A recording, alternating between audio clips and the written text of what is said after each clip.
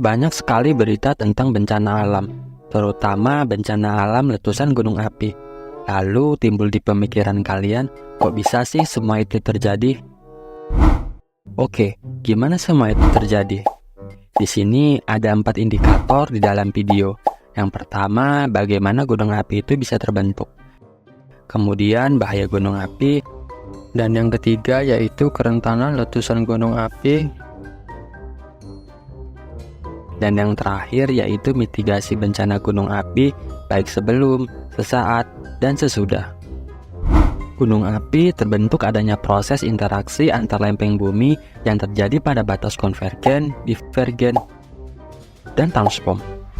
Baik, yang pertama ada batas konvergen, atau lebih dikenal dengan zona subduksi. Pada batas ini, kedua lempeng bergerak saling mendekat. Jika lempeng samudra bertemu dengan lempeng benua, lempeng samudra yang lebih padat akan menyusup ke bawah lempeng benua.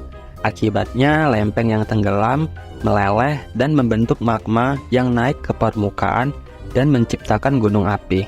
Salah satu contohnya di Indonesia yaitu antara lempeng Eurasia dan lempeng Indo-Australia yang menciptakan deretan bukit barisan di sepanjang Sumatera hingga deretan pegunungan aktif di sepanjang Pulau Jawa.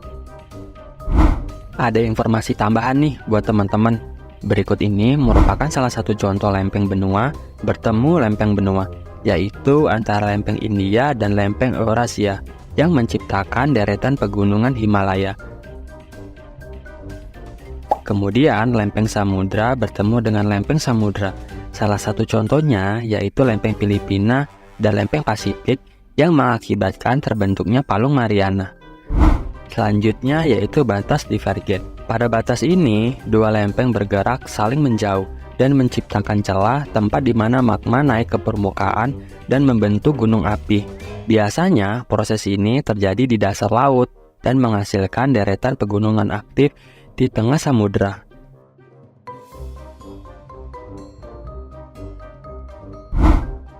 Salah satu contohnya di Indonesia yaitu zona Backyard Basin di Laut Banda. Wilayah ini mengalami pemekaran atau backspreading akibat interaksi antara lempeng Indo-Australia dan lempeng mikro di sekitar Banda. Proses ini menghasilkan cekungan laut di dalam aktivitas vulkanik bawah laut. Kemudian yaitu batas transform. Pada batas ini, dua lempeng bergerak saling bergesekan secara horizontal. Karena tidak adanya subduksi atau pemisahan, pada batas transform jarang menghasilkan gunung berapi. Namun, gesekan antar lempeng bisa menyebabkan gempa bumi. Salah satu contohnya di Indonesia yaitu sesar Palu Koro, merupakan sesar mendatar yang berperan sebagai batas transform antar lempeng Eurasia dan lempeng Laut Maluku atau blok mikro lainnya. Di kawasan Sulawesi, sesar ini membentang dari Teluk Palu di Sulawesi Tengah ke arah tenggara, melewati kota Palu, dan terus ke wilayah Bone.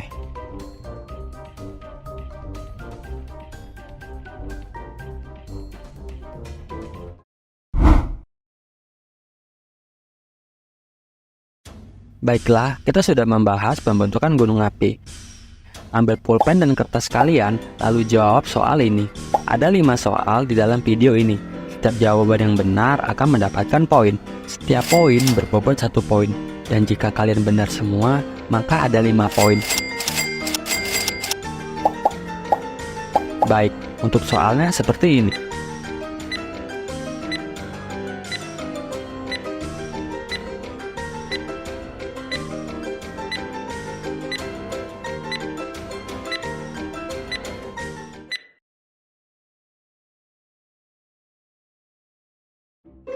Bahaya gunung api merupakan fenomena yang dapat mengakibatkan kerugian ekonomi, kerusakan ekologis, serta korban jiwa.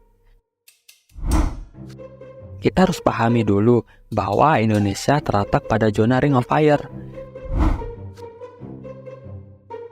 Ring of Fire atau cincin api adalah wilayah di sekitar Samudra Pasifik yang terkenal dengan aktivitas vulkanik dan gempa bumi yang tinggi. Daerah ini memiliki sekitar 850 hingga 1000 gunung berapi yang aktif, membentang sepanjang 40.000 km. Indonesia dengan posisinya di jalur pertemuan lempeng termasuk dalam wilayah cincin api. Sepanjang sejarah letusan gunung api telah menyebabkan bencana besar terutama di Indonesia, yaitu letusan Gunung Tambora di Sumbawa pada tahun 1815 yang menyebabkan awan panas yang sangat pekat hingga ke lapisan troposfer bumi. Kemudian letusan Gunung Krakatau yang menyebabkan tsunami di wilayah Selat Sunda. Korban jiwa diperkirakan mencapai 36.417 jiwa.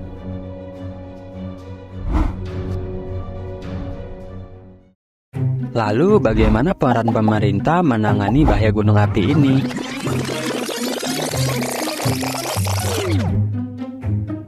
Pada pedoman yang dikembangkan oleh Pusat Vulkanologi Mitigasi Bencana Geologi untuk menentukan bahaya gunung api dapat dilakukan dengan pembobotan masing-masing zona kawasan rawan bencana atau lebih dikenal dengan KRB yang meliputi zona 1, 2, dan 3. Berikut adalah salah satu contoh peta bahaya gunung api Sinabung. Dapat diketahui dari gambar ini bahwa kawasan yang ditandai dengan warna pink tua termasuk kawasan rawan bencana 3. Kawasan tersebut rawan tertimpa longsoran batu pijar dengan diameter 4 cm, serta berpotensi terkena awan panas pada radius 5 km dari pusat erupsi. Sementara itu, kawasan yang ditandai dengan warna pink muda termasuk kawasan rawan bencana 2, yang berpotensi terkena lontaran abu pijar dengan diameter 2-6 cm dengan radius 2-4 km dari pusat erupsi. Sedangkan kawasan yang ditandai dengan warna kuning termasuk dalam kawasan rawan bencana 1 yang berpotensi terkena lahar hujan dan awan panas.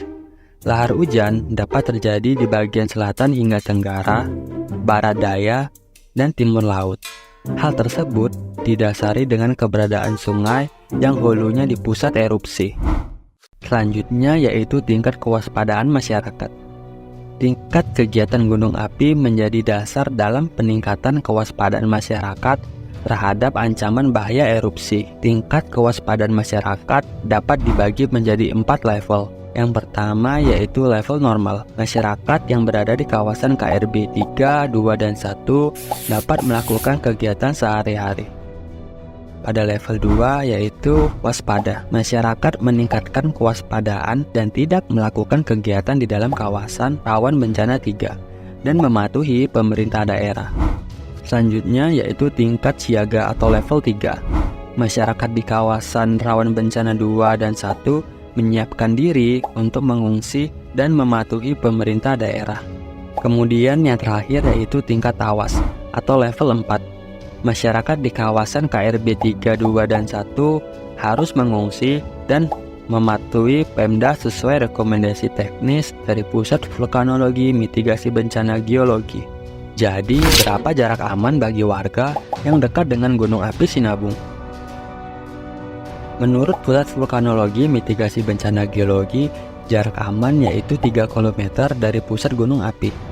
Namun, hal ini bisa berubah sesuai meningkatnya aktivitas gunung api tersebut. Baik, waktu kalian hanya 15 detik. Berikut adalah soalnya.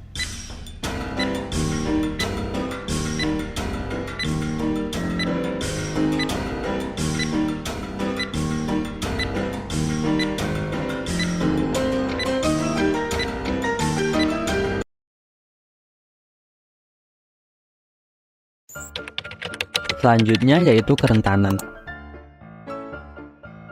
Kalian tahu nggak sih apa itu kerentanan?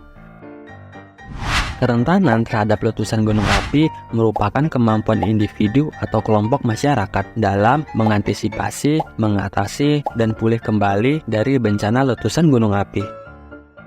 Kerentanan terdiri dari aspek fisik dan sosial. Kerentanan fisik menekankan pada kondisi infrastruktur dan penggunaan lahan. Kerentanan fisik terdiri dari beberapa parameter, meliputi kondisi rumah dan jumlah fasilitas umum. Sementara itu, kerentanan sosial menekankan pada kondisi sosial, ekonomi, dan budaya masyarakat. Kerentanan sosial terdiri dari beberapa parameter, yaitu kepadatan penduduk, banyaknya kelompok rentan anak-anak, lansia, perempuan, dan disabilitas, serta resiko penduduk miskin. Berikut ini merupakan salah satu contoh peta kerentanan letusan Gunung Kelut di Jawa Timur. Dari gambar ini dapat diketahui bahwa masyarakat yang tinggal di Kabupaten Tulung Agung, Blitar, Kediri, dan Malang memiliki kerentanan yang tinggi ketika terjadi letusan Gunung Kelut.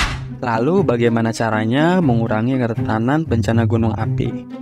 Yang pertama yaitu pembangunan infrastruktur yang tahan bencana. Yang kedua, edukasi dan pelatihan kesiapsiagaan bagi masyarakat. Yang ketiga, penerapan sistem peringatan dini yang efektif. Yang keempat, relokasi penduduk dari zona bahaya. Kemudian yang terakhir yaitu peningkatan koordinasi antara pemerintah dan lembaga kebencanaan. Dan seperti biasa, waktu kalian hanya 15 detik untuk menjawab soal berikut ini.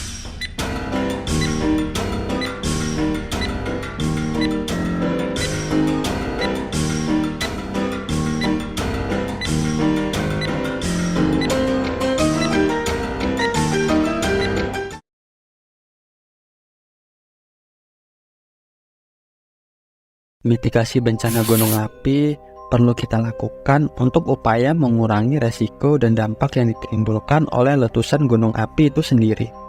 Kali ini kita akan membahas yaitu sebelum, sesaat, dan sesudah.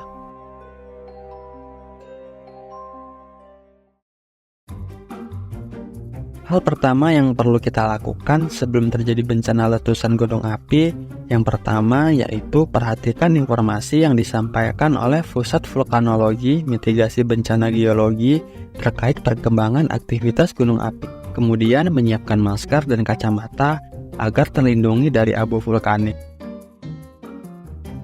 Kemudian mengetahui jalur evakuasi dan shelter yang telah disiapkan oleh pihak berwenang.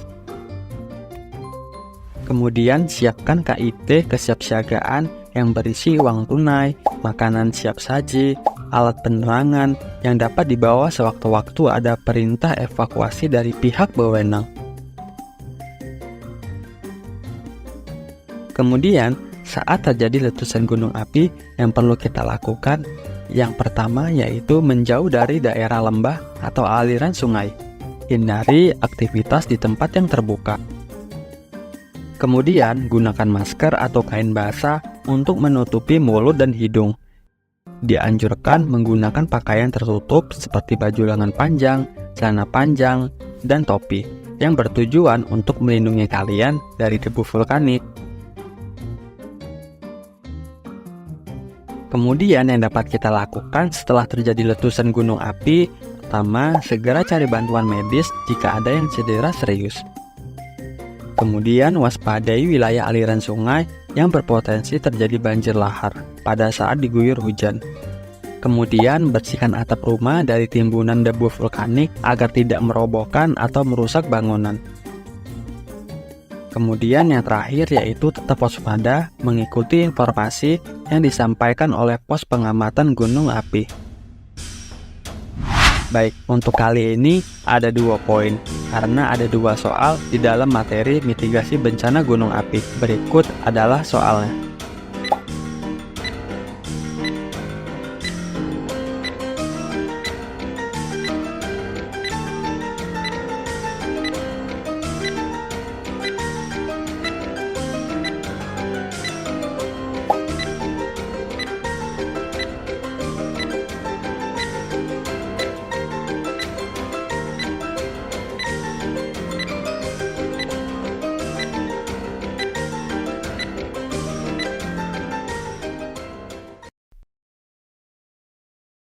Sebagai manusia, kita harus sangat waspada dan bersiap menghadapi bencana alam termasuk letusan gunung api. Kesadaran akan bahaya dan pemahaman tentang mitigasi sangat penting untuk mengurangi resiko dan dampak yang ditimbulkan.